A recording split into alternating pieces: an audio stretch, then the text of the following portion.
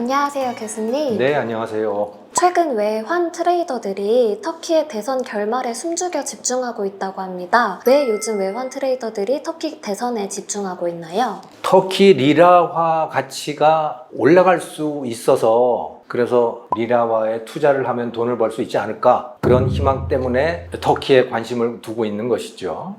실제로 터키 대선 직전해서 리라화 가치가 약간 올라가기도 했었고 또 터키의 국채, 터키 정부가 발행한 국채의 CDS 프리미엄이 갑자기 한 10% 떨어지기도 했었어요. 그만큼 나라가 안전해지는 거 아닌가 하는 그런 기대들을 가졌던 거예요. 왜냐하면 현재의 대통령인 에르도안 대통령이 만약에 물러나고 새로운 대통령이 들어와서 정부가 바뀌고 정책이 바뀌면 그러면 터키 경제도 바뀐다.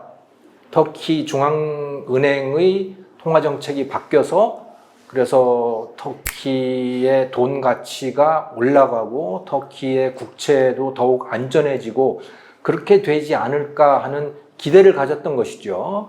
에르도안이 물러나지 않을까, 선거에서 지지 않을까라고 하는 그런 기대였던 겁니다. 그런데 뚜껑을 열고 보니까 에르도안이 오히려 이겼어요. 에르도안이 전체 유효 투표수의 49.5%를 차지했는데 그 반대편에 선 경쟁자인 야당이 45%가 됐어요. 그래서 터키의 경우에는 과반수 50%를 넘지 않으면 결선 투표를 하게 돼 있습니다. 그래서 5월 28일 날 다시 결선 투표를 하게 됐죠. 자, 이렇게 되니까 이게 금융시장에도 영향을 또 주게 됐어요. 그래서 이제 투자자들이 실망을 하게 됐고, 야, 이거 다시 에르도안이 계속하는 거 아니야? 라고 하는 그런 예상 때문에 터키 국채의 CDS 프리미엄이 500까지 떨어졌다가 다시 600으로 올라가는 뭐 그런 사태가 다시 왔죠. 또 주가도 떨어지는 사태가 다시 벌어졌습니다. 그래서 대통령이 누가 되느냐에 따라서 터키의 금융정책, 또 통화정책이 완전히 달라질 수 있기 때문에 그것이 투자 시장에도 영향을 주고 있는 것이고 투자자들이 관심을 두고 있는 것이죠. 교수님, 에르도안은 인플레이션 급등에도 불구하고 금리 인하, 국가 개입 등 여러 가지 비정상적인 정책을 추진해온 것으로 유명한데요. 어떻게 더 많은 표를 얻을 수 있었나요? 먼저 에르도안의 통화정책, 금리정책을 좀 살펴볼 필요가 있어요. 다른 나라들은 전부 다 금리를 올리고 있는 상황인데 터키만 금리를 낮추고 있어요. 그래서 그것 때문에 그러니까 중앙은행이 금리를 낮춘다는 이야기는 그만큼 돈을 많이 풀어낸다는 것을 뜻하는 것이고 돈이 많이 풀리게 되면 물가가 올라가잖아요. 돈의 가치가 떨어지기 때문에. 그래서 2022년에는 무려 터키의 연간 물가 상승률이 공식 통계로 90%까지 갔었고요. 연구소들이 비공식적으로 한 바에 따르면 오히려 그게 더 맞을 수가 있는데 물가 상승률이 170%까지도 갔었어요. 그러니까 그야말로 미친 물가의 상태가 되어버린 겁니다. 자, 이렇게 된 이유는 기본적으로 돈을 많이 풀어냈기 때문인데 그러면 에르도안은 뭐 때문에 이렇게 돈을 많이 풀어냈는가? 또 금리를 뭐 때문에 이렇게 낮추는가? 거기는 몇 가지 이유가 있습니다. 첫 번째는 에르도안은 그 전까지 에르도안 대통령이 2003년부터 됐는데요. 그 이전에는 터키는 이 중동 지역에 있음에도 불구하고 이슬람 국가가 아니고 세속 국가였어요. 종교하고 정치는 분리된 국가였었죠. 자, 그런데 에르도안은 이슬람을 내세운 겁니다. 그러니까 터키를 이슬람 국가로 만들어가고 있는 과정에 있어요. 그런데 이슬람 교리에 따르면 이슬람 교도들은 돈을 가지고 돈을 벌면 안 됩니다. 이자를 받으면 안 되게 돼 있어요. 그러니까 금리 정책으로 말하자면 금리를 낮춰야 되는 거예요. 사실은 금리를 0%로 만드는 게 맞는 거죠. 그게 이슬람 교리에 맞는 겁니다. 자, 그래서 금리를 계속해서 낮추고 있는 것이고요. 또 그렇게 되다 보면 돈이 많이 풀려나게 되잖아요. 돈이 많이 풀리게 되면 그러면 경제 성장이 촉진된다라는 생각을 또 갖고 있는 것이고, 또 이 사람이 갖고 있는 이상한 이론 중에 하나는 뭐냐면, 자, 인플레가 그렇게 되는데 그 물가가 올라가는 거 아니냐? 자, 물가를 낮추기 위해서는 그럼 금리를 낮춰야지 라고 하는 생각을 갖고 있는 거예요. 아주 이상한 이론을 갖고 있는 거죠. 뭐 언뜻 들으면 그럴 듯도 하죠. 왜냐하면 금리가 낮아지면 금융비용이 낮아지니까 물가도 낮아지는 거 아니야? 라는 생각을 하게 되는데, 정말 엉터리 같은 이론인 거죠. 기준금리를 낮추게 되면 그게 바로 돈이 많이 풀린다는 것을 뜻하는 것이고, 그러면 돈의 가치가 떨어져서 물가가 치솟을 수밖에 없는데 그 이상한 이론을 고집을 하는 거예요. 절대로 포기하지는 않습니다. 그리고 이 터키 중앙은행의 중앙은행 총재가 자꾸 반대를 하니까 아예 중앙은행 총재들을 다 바꿔버렸어요. 그리고 자기 사위를 갖다가 중앙은행 총재로 앉혀버린 거죠. 그래서 자기 말을 잘 듣는 사람으로 앉히고 자기 뜻대로 모든 걸 하게 된 겁니다. 그래서 자, 그걸로 인해서 그러니까 금리를 낮춰서 돈을 많이 풀어서 경제를 성장시키겠다라고 하는 목적이 있고, 또 이슬람 교리에 따라서도 돈으로 돈을 벌면 안 되니까 금리를 낮춘다라고 하는 것도 있고, 또 금리를 낮추면 물가가 떨어질 거다라고 하는 이 엉터리 같은 이론을 또 갖고 있고, 그래서 이런 상황을 만들어내고 있는 것이죠. 만약에 에르도안 대통령이 물러나게 된다면 리라와 가치 폭등 이외에도 터키 경제에 조금 좋은 변화가, 그러니까 순풍이 불면서 좀 정상화가 되지 않을까요? 그럴 가능성이 꽤 크죠. 왜냐하면 지금 반대당 45%를 받은, 그 이름도 발음하기가 너무 어려워서 킬치다글로인가 뭐 하는 그분의 공약은 중앙은행의 독립성을 보장하겠다는 거예요. 세계 대부분의 나라들이 다 중앙은행의 독립성을 보장을 하잖아요. 그렇게 안 하는 데가 중국과 러시아와 터키 뭐 이런 나라들인데, 이제 자기가 대통령이 되면 터키도 중앙은행의 독립성을 다시 보장을 하겠다. 그리고 통화정책을 정상화시키겠다라고 하는 공약을 내걸고 있거든요. 그러니까 분명히 세계의 추세에 따라서 금리를 올릴 가능성이 높고, 금리를 올리게 되면 터키도 금융시장이 정상적으로 돌아와서 터키 리라화의 가치가 올라가겠죠. 지난 10년 동안의 그 터키 리라화의 가치를 보면요, 10년 전에 1달러당 1.9 리라였어요, 환율이. 그런데 2023년 현재 얼마냐면 19.6 리라인가 그래요.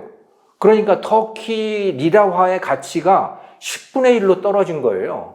그러니까 저렇게 물가가 치솟고 그렇게 되는 거죠. 그래서 나라가 뭐 엉망진창이 되어버린 그런 상황인데, 대통령이 바뀐다면 아마 이거 바꿀 가능성이 높아요. 정상화될 가능성이 높은데, 과연 바뀔까에 대해서는 굉장한 의문이 있어요. 안 바뀔 가능성도 매우 높아진 상태입니다. 왜냐하면 많은 사람들이, 많은 터키 국민들이 여전히 에르도안을 원하고 있다. 경제가 그렇게 엉망인에도 불구하고. 참, 그러니까 이 한 나라의 정치라고 하는 것은 그 나라 국민 대다수의 수준을 넘어갈 수가 없는 겁니다.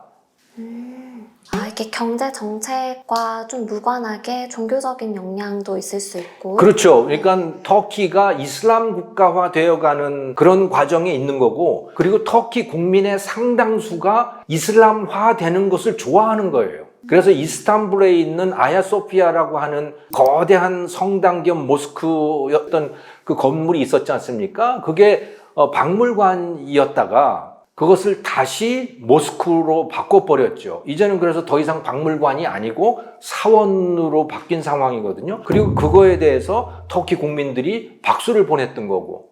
그러니까 터키가 이슬람 국가가 되는 것을 좋아하는 거예요, 국민들이. 그러면서 경제는 엉망진창이 되어가는 거죠. 특히 터키에서는 법정 화폐 가치가 급락해서 오히려 암호화폐를 안전자산으로 보고 있다는 일각의 이야기도 있습니다. 자국의 화폐 가치가 떨어지게 되면 타국들도 어쩔 수 없는 대안으로 암호화폐를 안전자산으로 찾는 경우가 있는지 궁금하고 터키의 암호화폐 의존도는 위험성이 없을지 궁금합니다. 예, 최근에 외신 기사를 보면 터키 사람들 18세에서 65세까지의 인구 중에 28%인가가 어떤 형태로든 암호화폐를 보유하고 있대요. 그 다음이 한 25% 정도를 갖고 있는 나라가 아르헨티나예요. 터키하고 아르헨티나의 공통점은 뭐냐면 하이퍼 인플레이션입니다.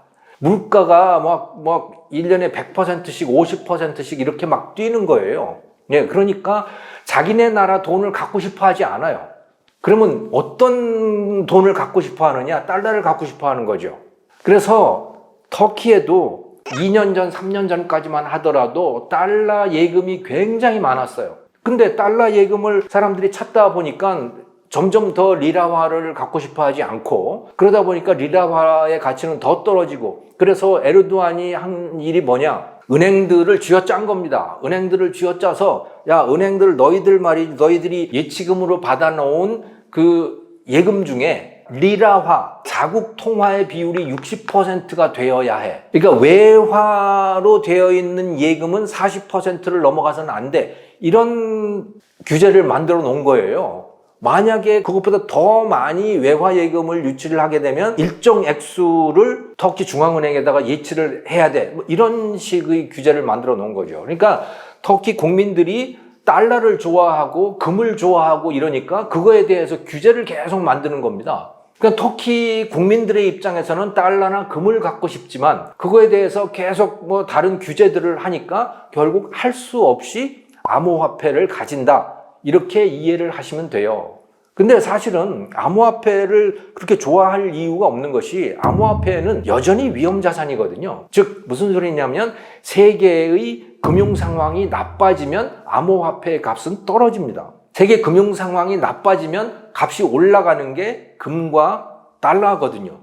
그러니까 당연히 누구든 자기 자국 화폐가 아니면 달러나 금이나 이런 안전자산을 갖고 싶어 하는데 그거를 못 가지게 규제를 하니까 어쩔 수 없이 암호화폐라도 보유하게 된 거다. 그게 자국 통화보단 나으니까. 이렇게 이해를 하시면 되죠. 명쾌한 해설 감사합니다. 마지막 질문 드리겠습니다. 교수님께서 이전에 터키 대선 결과가 전 세계에 큰 영향을 끼칠 수도 있다라고 말씀해 주셨었는데 실제로 터키 대선 결과가 세계 정세와 경제에 미치게 될 영향이 궁금합니다. 굉장히 큰 영향을 주게 될 겁니다. 이 세계 지정학적으로 말이죠. 왜냐하면 지금 터키가 어떤 역할을 했느냐면 지금 세계에서 가장 큰 문제 중에 하나가 러시아가 우크라이나를 침공한 거거든요. 그래서 우크라이나 전쟁이 벌어졌잖아요. 이게 지정학적으로 보면 세계에서 가장 큰 이슈 중에 하나인데 여기에서 터키가 러시아 편을 들었어요. 그러니까 서방 국가들이 러시아에 대해서 여러 가지 경제 제재를 하고 있지요. 그래서 터키에다가 수출도 안 하고 하는 또 러시아에서 생산되는 그 석유도 수입을 안 하는 쪽으로 제재를 하고 있고 그런데 터키가 그 사이에 끼어서 어떻게 했냐면 러시아에다가 생활 물자들을 수출을 하고 또 러시아산 석유나 가스들을 수입을 하고 이렇게 해서 러시아가 숨통을 트이게 하는데 또 러시아가 전쟁을 수월하게 하는데 굉장히 큰 역할을 맡아온 겁니다. 터키가. 거기다가 또 이 우크라이나 전쟁이 나고 난 다음에 핀란드와 스웨덴이 러시아에 대해서 굉장히 실망을 하고 러시아로부터 위협을 느끼고 그래서 그 이전까지 사실은 스웨덴과 핀란드는 러시아와 유럽 다른 나라들 서유럽 사이에서 중립적인 입장을 표방을 해왔었는데 그것을 이제 안 되겠다. 러시아를 믿을 수가 없다. 그래서 나토에 가입을 하기로 신청을 했어요. 스웨덴과 핀란드가. 그런데 터키가 나토 회원국이거든요. 그래서 새로운 회원국을 받으려면 나토는 회원국 만장일치의 동의를 필요로 합니다. 그게 그들의 규칙이거든요. 그런데 터키가 핀란드의 가입에 대해서는 동의 입장을 밝혔지만 스웨덴에 대해서는 반대 입장을 밝히고 있는 상황이에요. 그러니까 사실은 이 터키가 이 나토 회원국이긴 한데 지금까지의 입장하고는 완전히 다른 입장을 취하고 있는 거예요. 에르도안이 대통령이 되고 이들이 이제 이슬람 국가가 되고 반미의 노선을 걷고 그렇게 되면서 근데 대통령이 바뀌게 되면 아마도 반러 노선이 될 가능성이 매우 높고 그러니까 나토 회원국으로서의 입장을 다시 회복할 가능성이 높죠. 그렇게 되면 서방 국가들의 입장이 강화가 되고 러시아는 치명타를 입을 가능성이 매우 높습니다. 그러면서 뭐 어쩌면 우크라이나 전쟁이 빨리 끝나게 될 수도 있겠지요. 아, 우크라이나 전쟁이 빨리 끝날 수도 있다는 건 정말 생각지도 못했던 결론이에요. 터키가 굉장히 중요한 나라이기 때문에 그렇습니다. 사실 전 세계적으로 지금 많이 이슈화되고 있고 또 회자되고 있는 게 우크라이나 전쟁이잖아요. 그렇습니다. 좋은 결과가 나와서 우크라이나 전쟁이 하루빨리 끝날 수 있으면 좋을 것 같습니다. 네, 그런데 뭐 에르도안이 물러날 가능성은 별로 없는 것 같아요.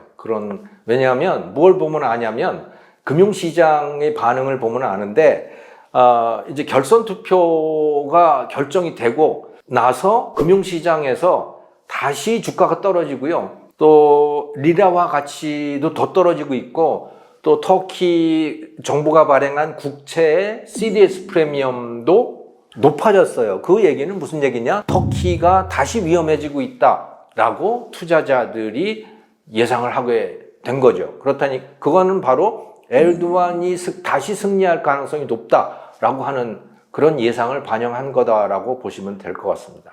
아, 현재 상황은 안타깝게도 그렇군요. 네. 그럼에도 저와 교수님은 함께 희망의 끈을 놓지 않고 예, 네. 그러니 그게 참 터키 국민들의 바람하고는 좀 다른 거예요. 터키 국민들은 더 많은 국민들이 에르도안을 지지하고 있는 거거든요. 참 이게 역설적인 상황인 거죠. 또 전 세계인들의 희망과 또 터키 국민들의 입장은 또 다를 네. 수 있기 때문에 예. 한번 대선 결과를 지켜보도록 하겠습니다. 그렇습니다. 네, 오늘 말씀 너무 감사합니다. 네, 감사합니다.